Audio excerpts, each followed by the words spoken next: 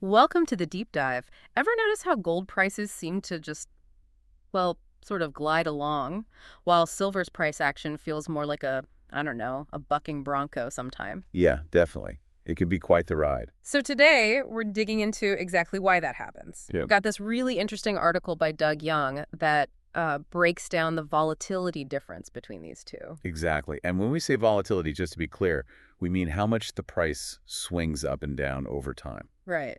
Big swings mean potential for big gains. But also, yeah, bigger risks. Mm-hmm. So our mission here is to really get under the hood and understand why silver tends to be so much more, well, volatile than gold.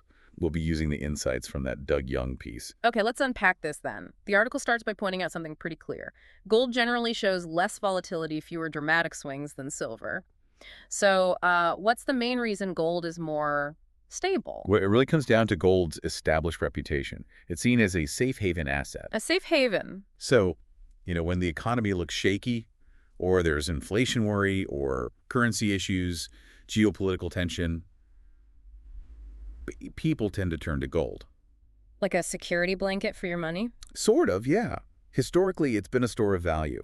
That perception really helps keep its price steadier, especially when things are turbulent elsewhere. It acts like an anchor. Okay, that makes perfect sense. The reliable old guard. So, flip side.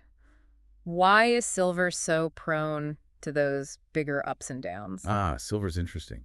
The key is its dual personality. It's not just a precious metal for investors. Uh, It's also a really vital industrial commodity. So its demand isn't just about investor sentiment.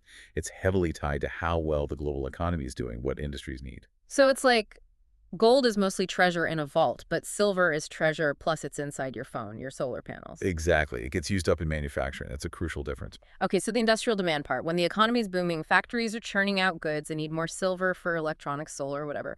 That pushes the price up. Precisely. Demand increases, price tends to follow. But the reverse is also true. Right. Economic slowdown, less manufacturing. Yep, industrial demand for silver can fall off a cliff, and that leads to some pretty sharp price drops.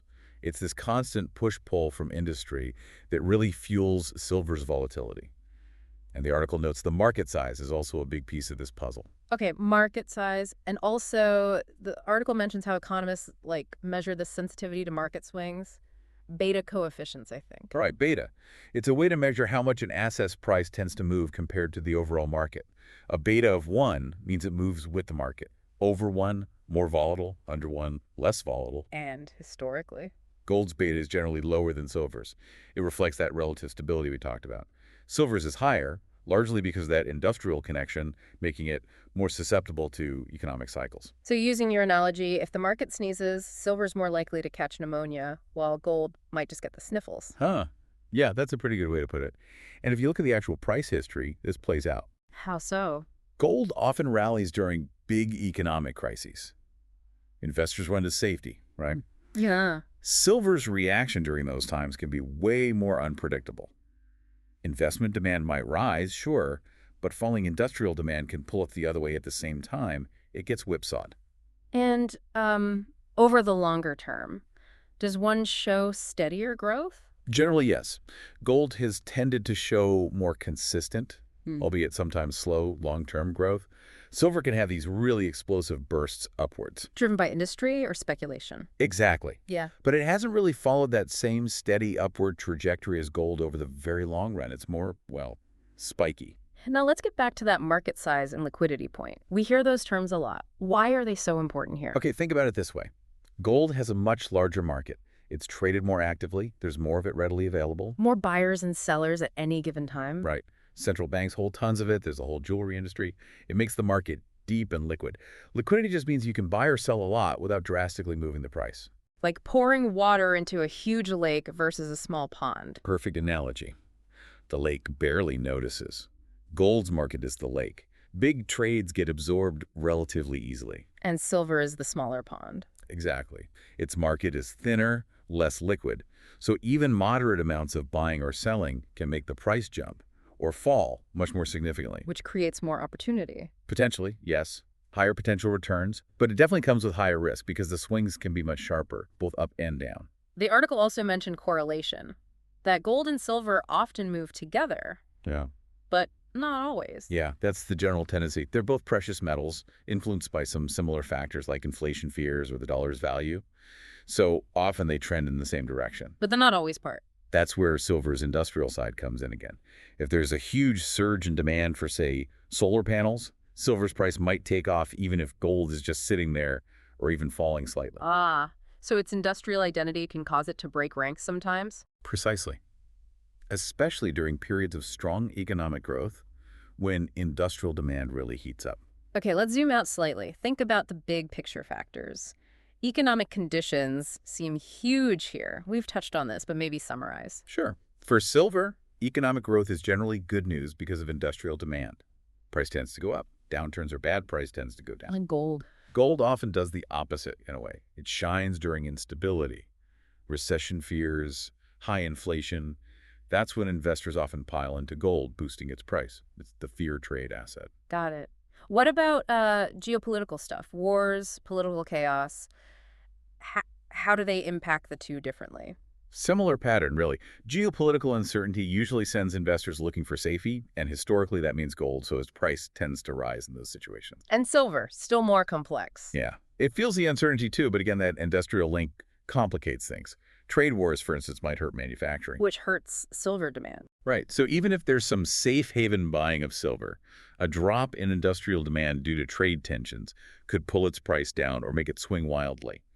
Gold's reaction is usually more straightforwardly positive in a crisis. So, focusing just on that industrial use aspect, Yeah. it's fair to say that's the primary driver of silver's extra volatility compared to gold. It's certainly one of the biggest factors, yes.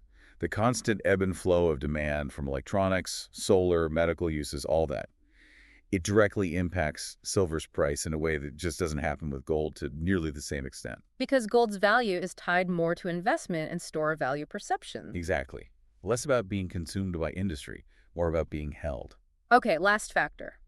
Investor sentiment. Market mood. How does that play out? Oh, sentiment definitely matters for both. When markets are optimistic, risk appetite is high, investors might sell some gold to buy riskier assets, so gold price might dip.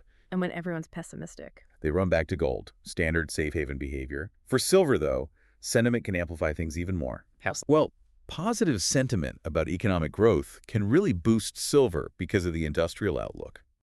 But negative sentiment can hit it with a double whammy.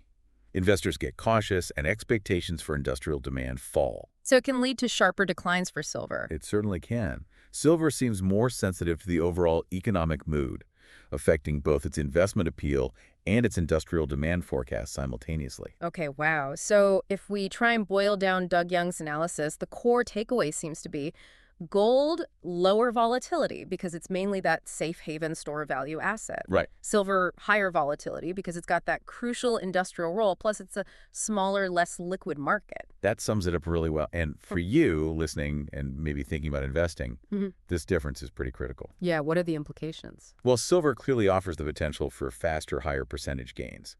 But you have to be prepared for potentially much larger drops too. It requires a stronger stomach for risk. Whereas gold? Gold is generally the steadier choice. Less likely to give you those explosive returns, perhaps, but also less likely to cause major heartburn during market turmoil. It's more about capital preservation and a hedge against uncertainty. This has been really clarifying. So thinking about everything we've discussed, gold stability, silver's industrial ties, market size, it raises a final thought for me. Ooh. With the huge push towards green technologies, especially things like solar panels, which use a lot of silver, and electric vehicles too, could that dramatically increasing and maybe more consistent industrial demand fundamentally change silver's volatility profile in the future? Could it start acting, I don't know, a little less wild compared to gold? That's a fascinating question.